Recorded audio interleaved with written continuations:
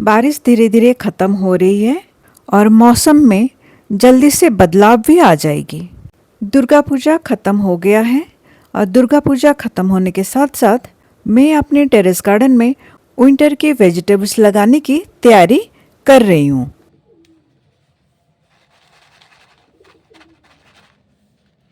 Good morning, नमस्ते। मैं Durga pot to plate में आप सभी का स्वागत करती हूँ। ठंडियों में ऑलमोस्ट सारे सब्जियों के लिए मौसम बहुत अच्छा होता है। उसमें से लीफी वेजिटेबल्स यानी पत्तेदार सब्जियों में हम लगा सकते हैं मेथी, बथुआ, सरसों, चौलाई, धनिया और चने की साग। लीफी वेजिटेबल जितना अच्छे से होता है वैसे ही पत्ता गोभी, फूल गोभी, बैंगन, मिर्ची आदि सब्जियां भी अच्छे से होती हैं। साथ में बेल वर्गीय फसल में हम लगा सकते हैं कद्दू, लौकी, तोरी, लॉन्ग बीन और बीन्स। ये मेरे हाथ में जो तोरी देख रहे हैं, इस तोरी के पेड़ को मैंने गर्मियों में लगाया था। फल काफी सारे हुए थे और उनमें से सबसे लास्ट स्टेज वाले फल के पहले वाली स्टेज यानी सेकंड स्टेज में जो भी फल हुए थे उसमें से एक फल को मैंने पेड़ में सूखने के लिए छोड़ दिया था और उसकी बीज तैयार हो गई है। क्या इस तरह से बीज अंकुरित होगी या नहीं होगी वो भी मैं आपको दिखाऊंगी। अब देख लेते हैं कौन सी बीज से पौध तैयार करना है और कौन से बीज को डायरेक्ट लगाना चाहिए। बैंगन के बीज को सेपरेट एक पॉट में जरूर से तैयार करना चाहिए, यानी उसकी सैपलिंग्स तैयार करने के बाद ही उसे लगाना चाहिए। बाकी तोरी, लौकी, कद्दू आदि को डायरेक्ट अगर आपकी पॉट तैयार है यानी आप जिस गमले में लगाना चाहते हैं वो गमला अगर तैयार है आप उसमें भी लगा सकते हैं। लेकिन मेरे ग्रो बैग अभी खाली नहीं है, उसमें मक्के लगी हुई है, इसीलिए मैं इनकी सैपलिंग्स तैयार कर रही हूँ। इन बीजों को बिना भिगोए भी आप उसकी सैपलिंग्स तैयार कर सकते हैं। लेकिन सेम और करेले की बीजों की छिलके मोटी होती है, इसीलिए उन्हें पानी में 24 घंटा भिगोने के बाद उसकी पौध तैयार करने के लिए सैपलिंग पॉट में लगा सकते हैं, नहीं तो आप डायरेक्ट ग्रो बैग में भी लगा सकते हैं। पानी डालने के बाद अगर बीज ऊपर दिखाई दे रही हैं तो उससे मिट्टी से कवर कर देना चाहिए। बीज अगर ऊपर रहेगी तो कभी अंकुरित नहीं हो पाएगी। छोटी बीजों को ज्यादा गहराई में नहीं लगाना चाहिए और बड़ी बीजों को 1 इंची गहराई में लगाना चाहिए।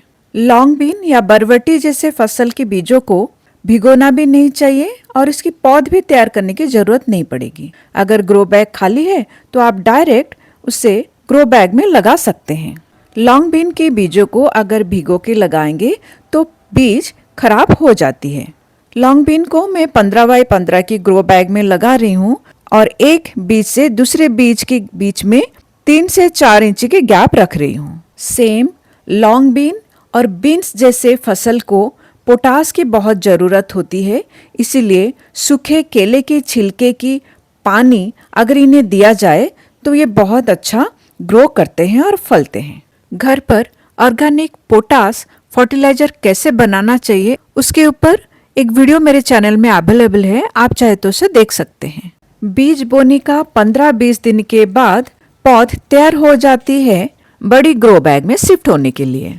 कुछ बीज लेट में तैयार होते हैं तो कुछ जल्दी हो जाते हैं। जैसे बैंगन जैसे बीज छोटे होने के बावजूद उसकी छिलके काफी मोटी होती है, इसीलिए वो उसकी पौध तैयार होने के लिए 1 महीना लग जाती है। इसलिए यही टाइम को ध्यान में देते हुए पौध को तैयार करना चाहिए। जैसे मुझे पता है मेरे गार्डन में ये जैसे बूटा या मक्का अभी 15-20 दिन में हार्वेस्ट लायक हो जाएगा और मेरी कंटेनर खाली हो जाएगी, तो उस कंटेनर में मैं तोरी, सेम या लौकी बो सकती हूँ।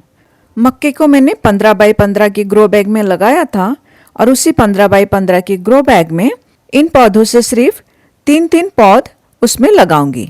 इनमें से लौकी छोटी सी अभी आने लगी है, सेम भी आने शुरू हो गई है और तोरी देखिए मेरे खुद की गार्डन के बीज कितने अच्छे से आ गई। इनमें सिर्फ 2 पत्ते आई हुई हैं और 4 पत्ते आने के बाद ही मैं इनको शिफ्ट करूंगी। तब तक भुट्टा में से भुट्टे हार्वेस्ट हो जाएंगे। भुट्टा अभी और बाकी है। पकने के लिए।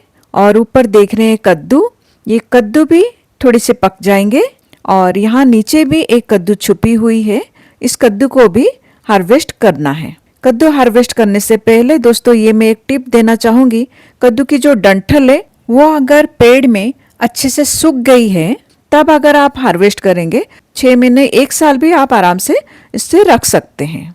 कद्दू की तासीर गर्म होती है, उसके हलवा भी विंटर में खाने के लिए बहुत अच्छा लगता है। लॉन्ग बीन या बरबट्टी को जो मैंने डायरेक्ट 15 बाय 15 के ग्रो बैग में लगाया था उसमें भी पत्ते आने शुरू हो गए हैं। 4 पत्ते आने के बाद से ही इसमें अगर नीम ऑयल की स्प्रे किया जाए तो पौधों में कोई इंसेक्ट अटैक नहीं होगा।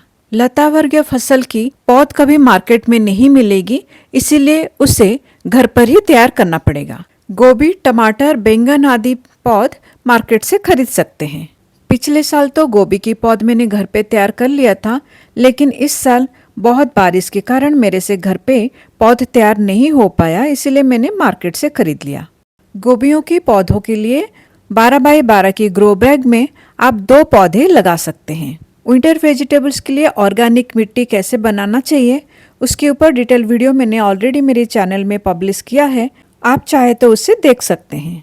मैं हमेशा मिट्टी को 1 महीने पहले ही बना लेती हूँ ताकि उसमें जो भी ऑर्गेनिक कंपोस्ट में डालती हूँ वो अपना काम करना शुरू कर दे। ऑर्गेनिक कंपोस्ट को डिकम्पोज होने के लिए 3 महीना लग जाती है। अगर हम छोटी सैपलिंग्स को तुरंत मिट्टी बनाकर तुरंत ही लगा देंगे तो सैपलिंग्स मर जाते हैं।